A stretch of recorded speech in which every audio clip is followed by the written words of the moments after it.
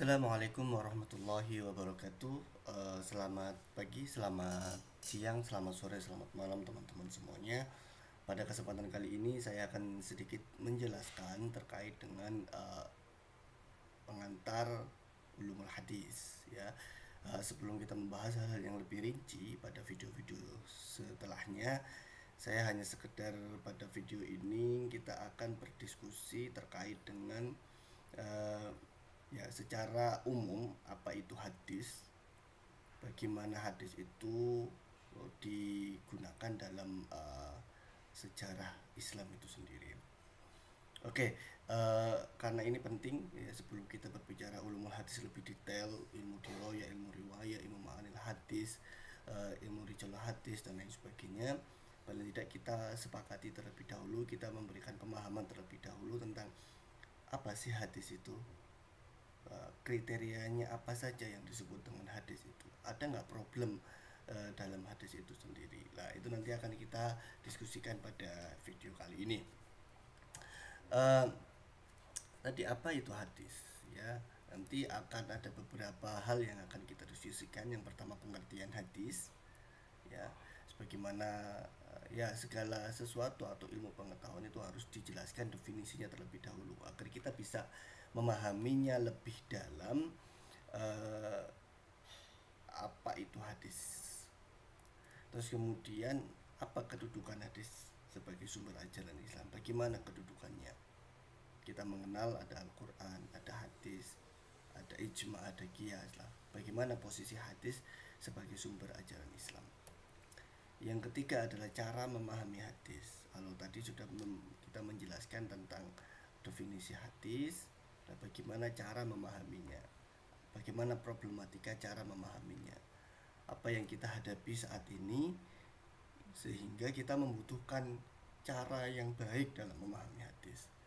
Apa konsekuensi jika kita tidak mampu memahami hadis dengan baik? Dan nanti akan kita diskusikan. Terus kemudian ada best practice-nya. Nanti coba kita contoh dalam membaca hadis atau memahami hadis serta menerapkannya dalam kehidupan sehari-hari. Oke, kita lebih dulu mengenal apa itu hadis ya, definisi hadis ya.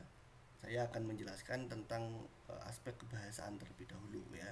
Jadi apa itu hadis secara bahasa? Ya, hadis secara bahasa itu sebenarnya uh, kalau hadis itu dari bahasa Arab ya, bermakna baru ya, bermakna jadid ya. Hadis itu bermakna jadid. Ada beberapa pandangan terkait kenapa hadis, kenapa sesuatu itu dinamakan sebagai hadis gitu kan. Terus kemudian ada kabar, berita atau cerita. Jadi secara bahasa hadis itu memiliki tiga makna ini secara bahasa ya, adalah baru, kemudian merupakan berita. Hadis itu merupakan berita. Terus hadis itu juga bermakna cerita ya. Jadi kalau kita um, merujuk kepada makna kebahasaan itu menghasilkan tiga makna ini. Nah, baru kemudian kita memahami hadis itu dari aspek istilahnya. Jadi kalau dari aspek bahasa seperti itu, nah kemudian bagaimana penjelasan secara istilahnya. Hadis sendiri sudah menjadi istilah dan ditujukan untuk sebuah atau segala sesuatu yang disandarkan kepada Nabi Muhammad, baik berupa perkataan, perbuatan ataupun ketetapan ataupun sifat-sifatnya gitu ya.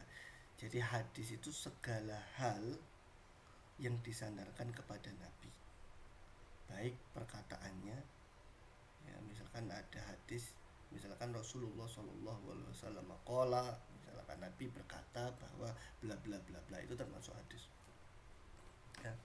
Terus kemudian ada perbuatannya, misalkan sallu kama raaitumuni usolli, misalkan sholatlah kalian sebagaimana aku sholat.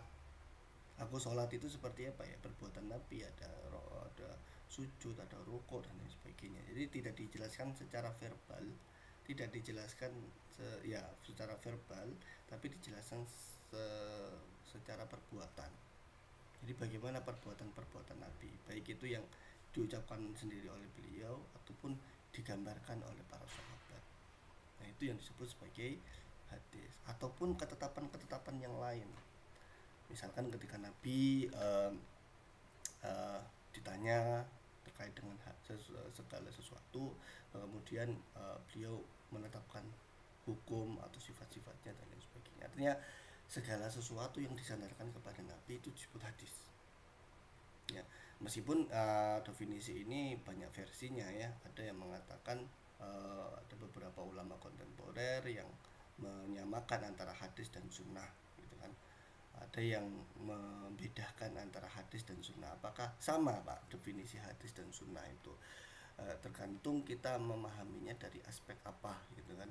Kalau kita memahaminya dari aspek istilah seperti ini, ya hadis memiliki kesamaan dengan sunnah. Tapi kalau kita membacanya pada aspek yang lebih umum, sunnah bagi beberapa kalangan dianggap sebagai segala sesuatu yang hidup atau yang terjadi tidak hanya yang dilakukan oleh Nabi, tapi kemudian yang ada pada masa Nabi itu sendiri. Ya, jadi itu yang disebut sebagai sunnah. Jadi lebih umum itu menurut beberapa definisi yang dilakukan oleh banyak ulama kontemporer. Tapi secara garis besar definisi hadis ya seperti ini. Dan yang menjadi objek pembahasan kita itu adalah hadis. Jadi segala sesuatu yang disandarkan kepada Nabi, baik perkataan, perbuatan maupun ketetapan. Terus kemudian apa kedudukan hadis sebagai sumber ajaran Islam? Ya, jadi seperti ini. Ya, bagaimana bahwa hadis itu merupakan bahwa ketika kita memahami hadis, kita mengimani kepada Nabi Muhammad itu sendiri. Artinya dengan kita mempelajari hadis, meyakini kedudukan hadis, maka hadis itu kita memiliki keimanan kepada Nabi Muhammad. Hadis itu juga menjadi penjelas sebagai Al-Quran. Hadis itu juga menjadi penjelas juga sebagai hadis, dan hadis itu juga dianggap sebagai sumber dalam melakukan kesepakatan para ulama. Ya, kemudian fungsi hadis terhadap Al-Quran. Apa saja fungsi hadis terhadap Al-Quran? Nah, ini saya akan menjelaskan secara umum saja ya, karena ini akan lebih dijelaskan secara teknis di pertemuan yang ke depan. Hadis secara fungsi terhadap Al-Quran itu sebagai penguat hukum yang ada di dalam Al-Quran. Ya, ada penguatnya. Misalkan di dalam Al-Quran ada hukum tertentu yang kemudian di dalam hukum itu diperkuat lagi oleh hadis.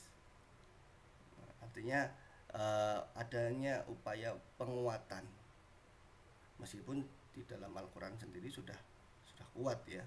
Artinya Al-Quran sendiri memiliki standar hukum yang jelas, akan tetapi hadis juga berfungsi sebagai penguat bahwa hukum yang ada pada Al-Quran itu diperkuat. Kalau diperjelas nanti bayan tafsir ya, diperkuat oleh hadis itu sendiri. Adapun fungsi yang kedua adalah sebagai penjelas. Ya, ada beberapa hal yang tidak dijelaskan di dalam Al-Quran itu diperjelas di dalam hadis. Ada beberapa contohnya, misalkan kita sholat.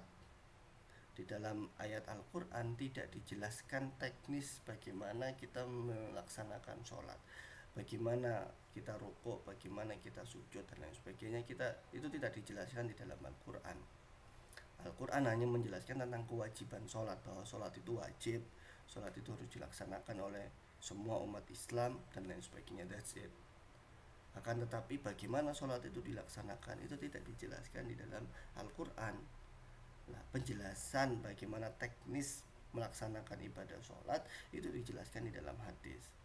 Ya tadi sudah saya sebutkan, misalkan ada hadis shollu kama raaitumuni usolli, sholatlah kalian sebagaimana saya sholat. Itu kemudian dipraktekkan oleh Nabi Muhammad dan menjadi penjelas di dalam Al-Quran. Ya, contoh, jadi itu ya.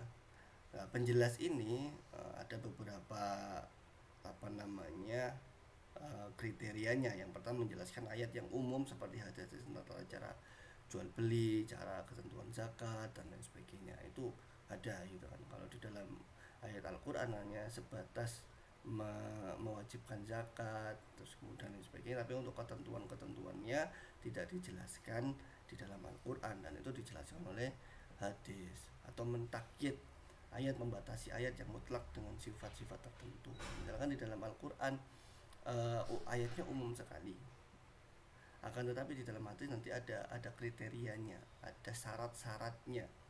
Misalkan kalau orang seperti ini, syarat-syaratnya seperti ini, itu dijelaskan di dalam hadis. Sedangkan di dalam Al-Quran tidak dijelaskan. Atau mentaksis, ayat yang bersifat umum, mengkhususkan. Ya, misalkan contohnya dalam surat An-Nisa ayat 11 tentang kewarisan setiap anak terhadap orang tua. Itu dijelaskan, itu ditaksis, itu dikhususkan. Bagaimana dan lain sebagainya. Nah, cara memahaminya sekarang. Nah, nanti ini akan kita jelaskan lebih dalam lagi pada pertemuan-pertemuan setelahnya. Nah, ketika kita sudah mengetahui definisinya tadi bahwa oh, yang disebut hadis itu ini loh. Oh, yang disebut hadis itu ini loh. Meskipun nanti secara kualitas perlu kita cari ya. Karena problematika hadis itu di situ ya. Teman-teman ternyata ketika definisi hadis itu segala sesuatu yang disandarkan kepada Nabi Muhammad, ternyata dalam prakteknya banyak sekali muncul problematika. Apa saja Pak problematikanya ya? Misalkan banyak dikritik oleh beberapa kalangan bahwa ya karena hadis memahami apa namanya menunjukkan bahwa ini hadis ini tidak, bahwa ini hadis ini tidak, itu tidak semudah yang kita bayangkan. Karena ternyata untuk menunjukkan bahwa ini hadis, ini bukan, bahwa ini hadis palsu, ini hadis dengan kualitas yang jelek, itu sangat susah sekali. Maka dibutuhkan namanya ulumul hadis ya. Bahkan ya hadis mutawatir yang dianggap hadis yang tidak memiliki catat misalkan, itu pun dengan jumlah yang sangat sedikit sekali. Lebih banyak yang tidak mutawatir. Nah, tidak mutawatir sendiri kan masih kualitasnya berbeda-beda, ada sahih, ada hasan, atau dhaif, ada kemudian hadis maudhu dan lain sebagainya. Nah, tidak serta-merta segala sesuatu yang disandarkan kepada Nabi itu kemudian bisa dijadikan sebagai hukum atau bisa dianggap sebagai hukum. Nah, itu nanti harus kita ketahui caranya bagaimana kita memahami ulumul hadisnya. Baru kemudian kalau kita sepakat bahwa oh, kualitas hadis ini baik, kualitas hadis ini sahih, kualitas hadis ini mutawatir, bisa dijadikan sumber hukum, maka baru kita memahaminya. Kira-kira kalau hadisnya seperti ini, cara memahaminya bagaimana? Nah, gitu ya. Yang pertama adalah memahami hadis secara tekstual. Bahwa ya kita memaknai hadis itu bagaimana, makna teksnya bagaimana, terjemahan teksnya bagaimana. Itu langkah pertama. Atau makna dasar dari bahasanya hadis itu bagaimana. Dan seperti itu. Kayak kemarin saya contohkan, misalkan ada beberapa hadis yang mengatakan bahwa makanlah pakai 3 jari. Nah, itu makna bahasanya apa saja. Ya, bahasa yang ada pada hadis itu bagaimana. Nah, baru kemudian langkah kedua memahami hadis secara kontekstual. Lokalnya bagaimana, misalnya kayak kemarin saya contohkan makan pakai 3 jari, itu lokalnya di mana ya, di mana sih hadis itu disampaikan oleh Nabi? Ternyata di Arab itu bagaimana kondisinya dan lain sebagainya. Temporal, pada waktu kapan hadis itu disampaikan, tahun berapa ya, pada masa apa. Nah, itu harus difahami oleh para pengkaji hadis. Jadi tidak serta-merta kemudian ketika memahami hadis maknanya seperti ini ya dilaksanakan seperti itu. Nah, ada tahapan yang kedua, pemahaman itu harus secara kontekstual, melihat lokalnya terlebih dahulu, melihat temporalnya terlebih dahulu, baru kemudian melihat universalnya. Kalau lokalnya seperti itu, misalkan oh ternyata memahami hadis makan pakai 3 jari itu di Arab saat itu, dan makanannya adalah makanan kurma misalkan seperti itu. Temporalnya saat itu ya zaman dahulu, bukan zaman sekarang misalkan seperti itu. Nah kemudian yang ditarik dari situ, oh pada hadis ini sebenarnya yang ingin disampaikan oleh Nabi adalah kesederhanaan, bahwa makan itu ya sederhana, mau makan apapun harus sederhana. Mau makan kurma ya jangan pakai 5 jari, karena itu tidak sederhana. Kalau mau makan bakso ya jangan pakai sendok yang besar, pakai sendok yang sederhana saja gitu kan. Mau makan apapun yang sederhana, itu seperti itu ya. Jadi harus ada dua tahapan tadi. Jadi pemahaman hadis kontekstual memperhatikan hadis sebagai targhib, pernyataan ungkapan sebagai sesuai dengan pendengarnya. Kita mendengar tadi lokalnya bagaimana, asbabul wurudnya kepada siapa, nasyuk mansuk, petunjuk, hadis sebagai hukum dan lain sebagainya. Jadi ada tahapan-tahapan yang perlu kita laksanakan dalam memahami hadis ya. Nah ini coba kita terapkan misalkan dalam konteks hadis-hadis riba ya, dalam prinsip dasar ekonomi Islam dalam hadis, karena teman-teman di sini banyak pembaca yang dari ekonomi ya, nanti atau pendengar dari ekonomi nanti bisa menerapkan ini. Misalkan hadis terkait dengan perdagangan misalkan seperti itu, hadisnya apa saja, nah, sumbernya dari mana. Kalau kita kalau teman-teman agak kerepotan mencari hadis sumber dari mana, langsung saja rujuk kepada kutub sittah gitu kan, ada apa namanya Sahih Bukhari, Sahih Muslim yang sudah dianggap representatif dalam mencari hadis, dan secara online sudah banyak sekali. Jadi seperti ini. Nah, makna yang terkandung. Nah, ini yang saya sampaikan tadi. Jadi tidak hanya memahami hadis itu dari teksnya saja, tapi lebih kepada apa makna yang lebih umum dari situ yang bisa kita terapkan di era sekarang. Jadi tidak makna perkatanya, tapi apa yang ingin disampaikan oleh Nabi pada hadis itu. Dari hadis itu kemudian nanti kita kumpulkan bersama, tadi sudah saya sebutkan beberapa hadisnya, terus dari hadis-hadis itu kita ambil beberapa kesimpulan, kira-kira apa makna yang terkandung. Harta benda dihasilkan dari usaha yang halal, penjual dan pembeli harus bersikap yang memudahkan, jual beli harus saling menguntungkan ya kan. Terus jual beli harus mengutamakan aspek ibadah kepada Allah. Jual beli harus memperhatikan kehalalannya. Jual beli tidak boleh merugikan dan membahayakan. Jadi seperti itu. Jadi dari beberapa hadis yang saya munculkan tadi di awal, itu kemudian kita melihat makna umumnya, kira-kira apa yang ingin disampaikan. Bukan makna ini perkatanya, karena itu sangat tadi ya, sangat lokal sekali. Bisa jadi pada saat itu dengan kondisi saat itu Nabi kemudian memberikan menggunakan teks yang spesifik itu. Tapi kan tidak kemudian bisa kita karena konteksnya berbeda kan tidak bisa kita terapkan dengan hal yang sama. Tapi lebih kepada kita ambil maknanya yang ada pada hadis itu. Ya, nah, seperti ini. Ya, saya kira seperti itu teman-teman. Kurang lebihnya penjelasan dari saya, bahwa sebenarnya ya secara garis besar kalau teman-teman ingin memahami sebuah hadis itu kita memahami dulu konsep dasarnya, hakikatnya, kira-kira apa sih bentuk-bentuk hadis itu bagaimana.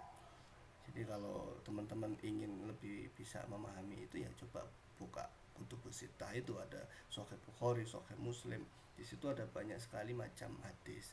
Qala Rasulullah sallallahu alaihi wasallam misalkan bla bla bla bla, itu termasuk hadis. Tapi sekali lagi saya sampaikan bahwa dalam prosesnya, dalam memahaminya, ketika tidak semua yang disandarkan kepada Nabi itu yang ada pada kitab-kitab hadis saat ini yang kita temukan itu kemudian bisa dianggap sebagai hadis yang berkualitas. Ada macam-macamnya, ada tingkatan kualitasnya, dan itu bisa kita ketahui melalui ulumul hadis. Jadi jangan sembarangan, misalkan ternyata ada hadis maudhu. Hadis maudhu itu gimana Pak? Hadis yang disandarkan kepada Nabi, tapi sebenarnya Nabi tidak pernah mengatakan seperti itu. Nah, itu yang harus kita pahami. Kalau tiba-tiba misalkan kita ingin memahami sebuah hadis, ternyata yang kita pahami hadis maudhu, gitu kan? Nah, itu kan nanti akan menjadi sebuah kesalahan. Dan Nabi pernah berpesan kan,